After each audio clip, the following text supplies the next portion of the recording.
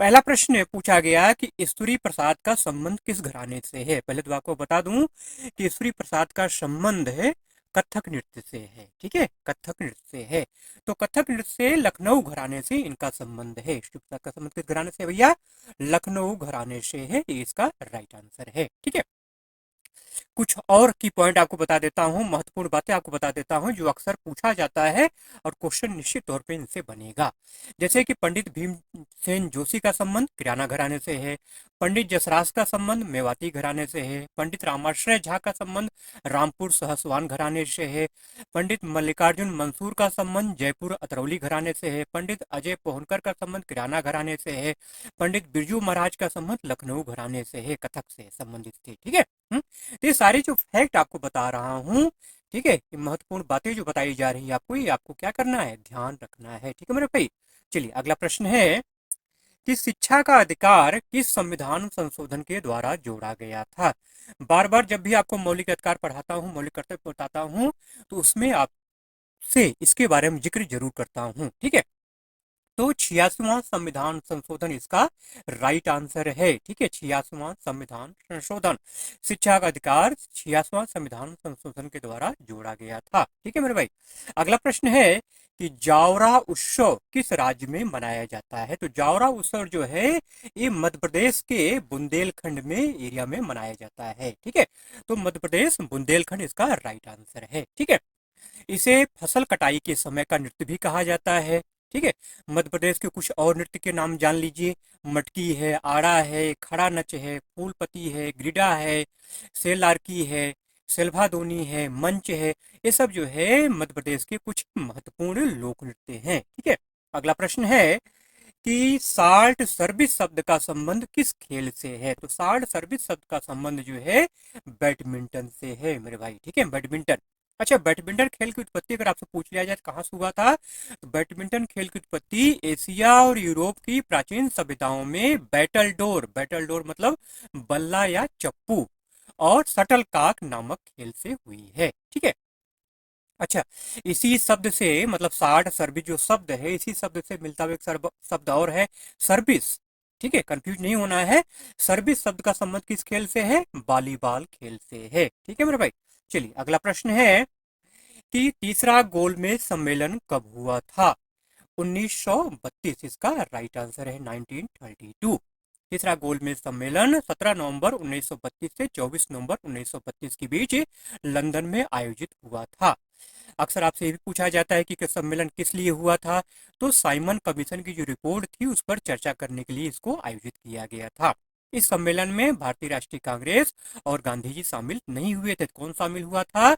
उदारवादी नेता तेज बहादुर सप्रू और दलित नेता बी आर अम्बेडकर शामिल हुए थे। कुल मिला के 43 सदस्य शामिल हुए थे। ठीक है, अगला प्रश्न है कि यूकेरियोटिक कोशिकाओं के अंदर कौन सा तरल पदार्थ पाया जाता है। तो साइटोसोल और साइटोप्लाज्म इसका राइट आंसर है। ठीक है, देखिए यूकेरियोटिक हो चाहे प्रोकैरियोटिक हो, दोनों में तरल पदार्थ पाया जाता है। यूकेरियोटिक कोशिकाओं के अंदर कोशिका द्रव्य पाया जाता है। यह एक जिलेटिन जैसा तरल पदार्थ होता है। यह पानी, लवण और कई कार्बनिक अणुओं से मिलकर के बना होता है। कोशिका द्रव्य में साइटोसोल, साइटोस्केलेटन और कई रसायनों में घुले अंग होते हैं। ठीक है मेरे भाई, अगला प्रश्न है कि पुडुचेरी के वर्तमान राज्यपाल कौन है। के कैलाशनाथ इसका राइट आंसर है। ठीक है, वहीं अगर लद्दाख की बात करें तो लद्दाख के कौन है? Brigadier BT Mishra, brigadier BT Mishra. ये सारे जो फैक्ट आपको बताए जा रहे हैं इनको आपको ध्यान में रखना है, क्वेश्चन इससे निश्चित तौर पे बनेंगे। सरहुल त्योहार किस राज्य का त्योहार है। तो इसका जो राइट आंसर है वो है झारखंड। रिपीटेड क्वेश्चन है, बार बार पूछा जाता है। ठीक है, आइए थोड़ा इसके बारे में डिटेल में बात कर लेते हैं। देखिए, सरहुल त्योहार भारत के झारखंड राज्य में मनाया जाने वाला एक बसंत उत्सव है। यह आदिवासियों का नववर्ष त्योहार है। ठीक है, इसे आदिवासी नववर्ष भी कहा जाता है। यह चैत्र महीने के शुक्ल पक्ष के तीसरे दिन से चैत्र पूर्णिमा तक 3 दिनों तक मनाया जाता है। यह त्योहार झारखंड की जनजातियों जैसे उरांव, मुंडा, हो और संथाल द्वारा मनाया जाता है। सरहुल का अर्थ होता है वृक्षों की पूजा। सरहुल बसंत के मौसम या फागुन की शुरुआत का प्रतीक है। ठीक है मेरे भाई, अगला प्रश्न है कि 2011 की जनगणना के अनुसार किस राज्य का साक्षरता दर सर्वाधिक है। अगर आप प्रीवियस ईयर्स के क्वेश्चन मैंने जो भी अब तक कराए, वीडियो जो भी डाले, अगर आपने देखा होगा तो बार बार इस चीज को मैं रिपीट करता रहा हूँ, ठीक है। तो केरल इसका राइट आंसर है, केरल, ठीक है।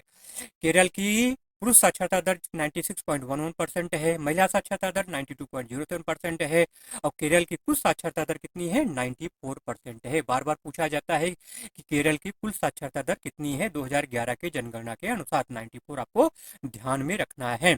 भारत की औसत साक्षरता दर कितनी है, 72.98%। अगर आपसे पूछा जाए कि सबसे कम साक्षरता दर कहाँ की है, तो बिहार की है। सबसे कम लिंगानुपात कहाँ का है, हरियाणा का है। सबसे ज्यादा लिंगानुपात कहाँ का है, केरल का है। ये सारे फैक्ट मेरे भाई आपको ध्यान में रखना है। अगला प्रश्न है कि शिक्षा का अधिकार का संबंध किस अनुच्छेद से है।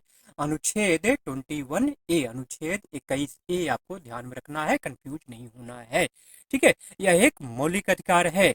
इस अधिकार को लागू करने के लिए 2009 में शिक्षा का अधिकार अधिनियम मतलब RTE बनाया गया था। यह अधिनियम 1 अप्रैल 2010 से लागू हुआ। इस अधिनियम के द्वारा 6 से 14 साल के बच्चों को मुफ्त और अनिवार्य शिक्षा का प्रावधान किया गया।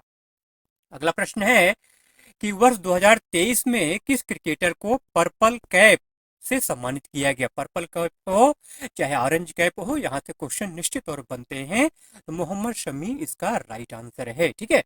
वर्ष 2023 में IPL में गुजरात टाइटंस के तेज गेंदबाज मोहम्मद शमी को पर्पल कैप से सम्मानित किया गया था। उन्होंने 17 मैचों में कुल 28 विकेट लिए थे, ठीक है। IPL में सबसे ज्यादा विकेट लेने वाले गेंदबाज को हर साल पर्पल कैप से सम्मानित किया जाता है, ठीक है। 2008 से जो है ये चलन है, मतलब पर्पल कैप और ऑरेंज कैप है देने की शुरुआत हुई है, ठीक है। ऑरेंज कैप की अगर बात की जाए तो ऑरेंज कैप जो है शुभमन गिल को दिया गया था 2023 में। उन्होंने 17 मैचों में 890 रन बनाए थे, ठीक है। और IPL में चेन्नई सुपर किंग ने लगातार 5वीं बार IPL टाइटल अपने नाम किया था 2023 में, ठीक है मेरे भाई। अब कुछ और बात कर लेते हैं पर्पल कैप की। 2021 में हर्षल पटेल ने जीता था, रॉयल चैलेंजर बेंगलुरु संबंधित थे। 2022 में यूरेन चहल को मिला था, राजस्थान रॉयल से संबंध था इनका। 2020 में किशोर रबाडा को मिला था, दिल्ली कैपिटल से इनका संबंध था। तो ये सब कुछ पर्पल कैप जीतने वाले खिलाड़ी हैं, ठीक है भाई। तो जितना संभव हो सक रहा है उतना की पॉइंट आपको बता दे रहा हूँ। ज्यादा लंबा करूंगा तो वीडियो बहुत लंबा हो जाएगा, ऊप करके आप चले जाएंगे, इसलिए ज्यादा लंबा नहीं कर रहे हैं। अगला प्रश्न है कि 61वां मतलब 61वां संवैधानिक संशोधन अधिनियम किससे संबंधित है। तो मतदान की आयु से। जी हाँ, इस संविधान संशोधन के द्वारा मतदान की आयु 21 से घटाकर क्या कर दिया गया, 18 वर्ष कर दिया गया, ठीक है। भारतीय संविधान के 61वें संविधान संशोधन अधिनियम 1988 के मतदान की आयु 21 साल से घटाकर 18 साल कर दिया गया, ठीक है। यह संविधान संशोधन लोकसभा और विधानसभाओं के चुनाव से जुड़ा हुआ है, ठीक है। इस संशोधन को संविधान के अनुच्छेद 326 में संशोधन करके लागू किया गया। अगर आपसे पूछ लिया जाए कि उस समय प्रधानमंत्री कौन थे, तो उसमें प्रधानमंत्री राजीव गांधी थे, ठीक है। अगला प्रश्न है कि नील आर्मस्ट्रांग के साथ कितने अंतरिक्ष यात्री चंद्रमा पर गए थे, ठीक है। तो 3 चंद्रमा पर, लेकिन 2 ही गए थे। उतरे उतरे 2 थे, गए लेकिन 3 थे, ठीक है। ध्यान रखना, फैक्ट आपको ध्यान में रखना है। देखिए गए किस मिशन थे, अपोलो 11 मिशन के द्वारा 16 जुलाई 1969 को कैनेडी स्पेस सेंटर से ये लोग चंद्रमा पर गए थे। इस मिशन ने 20 जुलाई 1969 को चंद्रमा की सतह पर कदम रखा था। इस मिशन में शामिल अंतरिक्ष यात्रियों ने चंद्रमा पर अपने अंतरिक्ष यान के बाहर 2 घंटे से ज्यादा समय बिताया था। इस मिशन के आर्मस्ट्रॉन्ग कमांडर थे। इसके अलावा बज एल्ड्रिन जो चांद पर उतरने वाले दूसरे व्यक्ति बने। अगर आपसे पूछ लिया जाए कि आर्मस्ट्रॉन्ग के अलावा चांद पर उतरने वाला दूसरा व्यक्ति कौन था, तो थे बज एल्ड्रिन। और साथ में माइकल कॉलिंस भी गए थे, लेकिन माइकल कॉलिंस चंद्रमा की कक्षा में चक्कर लगाते रहे, वो नीचे नहीं उतरे थे, ठीक है। अगला प्रश्न है कि अमृत भारत योजना की शुरुआत कब हुई थी। फरवरी 2023 में इसका राइट आंसर है। अमृत भारत स्टेशन योजना फरवरी 2023 में रेल मंत्रालय द्वारा देश भर में 1275 स्टेशनों के पुनर्विकास के लिए शुरू किया गया एक चालू भारतीय रेलवे मिशन। चालू भारतीय रेलवे मिशन मतलब अभी वर्तमान में चल रहा है। अगला प्रश्न है कि 12,000 वर्ष पहले के समय को क्या कहते हैं। तो नव पाषाण युग, न्यूथलिक एज, न्यूथलिक ईरा। नवपाषाण काल की शुरुआत लगभग 12,000 साल पहले हुई थी और यह 3500 ईसा पूर्व के आसपास खत्म हुआ था। इस काल को नवपाषाण क्रांति भी कहा जाता है। इस काल में पत्थर के औजारों का और अधिक विकास हुआ। इस काल में मनुष्य ने कृषि की विधिवत शुरुआत की। इस काल में मनुष्य ने मिट्टी के बर्तन बनाने के लिए चाक का आविष्कार कर लिया था। इस काल में मनुष्य घुमक्कड़ जीवन त्याग कर अस्थायी जीवन जीने लगा था। इस काल में मनुष्य ने चावल, गेहूं, कपास, रागी, कुल्थी, जौ इत्यादि विभिन्न फसलें उगाने लगा था। इस काल में मनुष्य ने पशुपालन भी शुरू कर दिया था। इस काल में मनुष्य ने पहिए का आविष्कार किया था। नवपाषाण शब्द का प्रयोग सबसे पहले जॉन लुम्बार्क ने अपनी पुस्तक प्री हिस्टोरिका टाइम्स में किया था। ठीक है मेरे भाई, एक प्रश्न आपसे पूछा गया था छऊ नृत्य के ऊपर। ठीक है, मयूरभंज छऊ या पुरुलिया छऊ, ऐसा मतलब छऊ नृत्य के ऊपर क्वेश्चन आया था। छऊ किस राज्य का लोक नृत्य है? ठीक है, देखिए छऊ जो है ये पश्चिम बंगाल, झारखंड और उड़ीसा 3 राज्यों का लोक नृत्य है और तीनों राज्यों के आधार पर जिसका 3 नाम है। ठीक है, जैसे पश्चिम बंगाल का जो है उसको पुरुलिया छऊ कहते हैं। ठीक है, झारखंड का जो है उसको सरायकेला छऊ बोलते हैं और उड़ीसा का जो है उसको मयूरभंज छऊ बोला जाता है। अगर आपसे पूछ लिया जाए कि मयूरभंज छऊ कहाँ का नृत्य है तो ये उड़ीसा का है। ठीक है, देखिए ये नृत्य जो है हिंदू महाकाव्य जैसे कि रामायण और महाभारत से प्रेरित है। यह छऊ नृत्य मार्शल आर्ट, कलाबाजी और एथलेटिक्स का मिश्रण है। इसको मुखौटा नृत्य के रूप में भी जाना जाता है। ठीक है मेरे भाई, चलिए क्वेश्चन नंबर अगला देख लेते हैं। केरल में मनाए जाने वाले चिंगम महीने के त्योहार को किस नाम से जाना जाता है? कभी कभी क्वेश्चन घुमा के दे देता है। आप हम ओणम जानते हैं कि ओणम ओणम ठीक है, ओणम रटते, लेकिन कभी हमारा इस महीने इस पे ध्यान नहीं जाता। चिंगम महीना, ठीक है, चिंगम महीना क्या होता है, उसका इंग्लिश में महीना क्या होता है, ये भी हमें जानना जरूरी है। ठीक है, इसलिए की पॉइंट बार बार बताया जाता है, महत्वपूर्ण तथ्यों से अवगत कराया जाता है। आप लोग मिस कर देते हो और बाद में पछताते हैं। ठीक है, केरल में मनाए जाने वाले चिंगम महीने के त्योहार को किस नाम से जाना जाता है? देखिए चिंगम महीना क्या है, अगस्त सितंबर का जो महीना होता है ना उसको चिंगम महीना कहते हैं। तो अगस्त सितंबर के महीने में ओणम का त्योहार केरल में मनाया जाता है। ठीक है, ओणम के त्योहार को जो है थिरु ओणम भी कहा जाता है, ध्यान रखिए। ठीक है, ये 10 दिनों तक चलने वाला त्योहार है। ठीक है, यह त्योहार भगवान वामन की जयंती और राजा बलि के स्वागत में मनाया जाता है। अगर कोई पूछ लिया जाए कि ओणम त्योहार या चिंगम महीने मनाया जाता त्योहार या थिरु ओणम त्योहार किस भगवान की याद में मनाया जाता है, तो भगवान वामन की जयंती और राजा बलि के स्वागत में मनाया जाता है। यह त्योहार राजा महाबली के घर वापसी का प्रतीक है। ठीक है मेरे भाई, अगला प्रश्न है कि चंद्रगुप्त मौर्य के दरबार में यूनान से आए राजदूत का क्या नाम था? आसान क्वेश्चन है, मेगास्थनीज इसका राइट आंसर है। ठीक है, चंद्रगुप्त के दरबार में यूनान से जो राजदूत आया था उसका नाम क्या था? मेगास्थनीज था। मेगास्थनीज एक ग्रीक राजनयिक, इतिहासकार और नृशंसविद था। उसने उसे जो है यूनानी राजा सेल्यूकस प्रथम निकेटर ने भेजा था।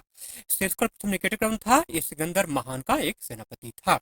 ठीक है, मेगास्थनीज ने एक पुस्तक लिखी है इंडिका। इंडिका में जो है मौर्य साम्राज्य के बारे में विस्तृत जानकारी मिलती है। इंडिका के अनुसार मेगास्थनीज ने लिखा है कि पाटलिपुत्र में 64 द्वार और 570 मीनारें से घिरी हुई लकड़ी की दीवार से घिरी राजधानी थी। मतलब मेगास्थनीज के लेखन के मुताबिक जो है पाटलिपुत्र जो है 64 द्वार और 570 मीनारों से घिरी एक लकड़ी की दीवार से घिरी राजधानी थी। ठीक है मेरे भाई, अगला प्रश्न है कि डांडी मार्च का नेतृत्व किसने किया था? आसान क्वेश्चन है, मोहनदास करमचंद गांधी, महात्मा गांधी। ठीक है, डांडी मार्च जिसे नमक मार्च, ठीक है, नमक सत्याग्रह भी कहा जाता है, 1930 में मोहनदास करमचंद गांधी के नेतृत्व में भारत में किया गया एक महत्वपूर्ण अहिंसक आंदोलन था। ठीक है, नमक मार्च का नेतृत्व महात्मा गांधी ने साबरमती आश्रम से गुजरात के डांडी तक किया था। 24 दिन तक ये मार्च चला था। 12 मार्च 1930 से लेकर के 6 अप्रैल 1930 तक 24 दिनों तक ये मार्च चला था। ठीक है, महात्मा गांधी के द्वारा जो भी आंदोलन चलाए गए हैं उनको डेट वाइज, ईयर वाइज अच्छे से आपको तैयार होना चाहिए। ठीक है, जैसे कि असहयोग आंदोलन है, सबने आंदोलन है, चंपारण सत्याग्रह है, अहमदाबाद मिल आंदोलन है, खेड़ा सत्याग्रह है, नमक आंदोलन है। ठीक है, अछूत आंदोलन जिसको दलित आंदोलन भी कहते हैं, जिसमें कि आपका चंपारण आंदोलन 1917, ठीक है, 1918 में खेड़ा आंदोलन, 1919 में खिलाफत आंदोलन, 1920 में अशोक असहयोग आंदोलन, 1942 में भारत छोड़ो आंदोलन या सबने अवज्ञा आंदोलन, ये सारी चीजें जो है ना, ये आपको ध्यान में रखनी है। साथ ही साथ महात्मा गांधी के द्वारा जो लिखी गई किताबें हैं उन्हें भी आपको ध्यान में रखना है। जो पत्रिकाएं उनके द्वारा प्रकाशित हुई ये भी आपको ध्यान में रखना है। कहने का मतलब ये है कंप्लीट जानकारी रखिए, क्यों क्वेश्चन यहाँ से बनना ही बनना है। अगला प्रश्न है कि उच्च न्यायालय के न्यायाधीश की नियुक्ति कौन करता है? ये भी आसान क्वेश्चन था, राष्ट्रपति इसका राइट आंसर है। संविधान के अनुच्छेद 217 के मुताबिक राष्ट्रपति उच्च न्यायालय के न्यायाधीशों की नियुक्ति करते हैं। संविधान का 217 क्या कहता है? संविधान का 217 कहता है कि उच्च न्यायालय के न्यायाधीश की नियुक्ति राष्ट्रपति के द्वारा भारत के मुख्य न्यायाधीश मतलब सीजीआई और राज्य के राज्यपाल के परामर्श से की जाएगी। ठीक है। अगला प्रश्न है कि यामिनी कृष्णमूर्ति का संबंध किस नृत्य से है? यामिनी कृष्णमूर्ति का संबंध दो नृत्यों से है, भरतनाट्यम और कुचिपुड़ी। ठीक है। महत्वपूर्ण बात ध्यान देने की आपको यह है कि 1968 में आपको पद्मश्री, 2001 में पद्म भूषण, 2016 में पद्म भूषण से सम्मानित किया गया था। 1977 में आपको संगीत नाटक अकादमी पुरस्कार से सम्मानित किया गया था। ठीक है मेरे भाई। अगला प्रश्न है कि 15 अगस्त 1947 को भारत की स्वतंत्रता के अवसर पर लाल किले पर शहनाई किसने बजाई थी? महत्वपूर्ण क्वेश्चन है। बिस्मिल्लाह खान इसका राइट आंसर है। वे अपने वाद्य यंत्र से राष्ट्र का अभिवादन करने वाले पहले भारतीय थे। ठीक है। अगर कभी आपसे पूछ लिया जाए घुमा करके क्वेश्चन कि वाद्य यंत्र से अभिवादन करने वाला पहला भारतीय कौन था, वाद्य यंत्र से राष्ट्र का अभिवादन करने वाला पहला भारतीय कौन था, तो उस्ताद बिस्मिल्लाह खान। ये भी आपसे पूछा जा सकता है कि उन्होंने कौन सा राग बजाया था, तो उन्होंने काफी राग बजा करके आजादी की पहली सुबह का स्वागत किया था। काफी राग, ये आपको ध्यान में रखना है। ठीक है मेरे भाई।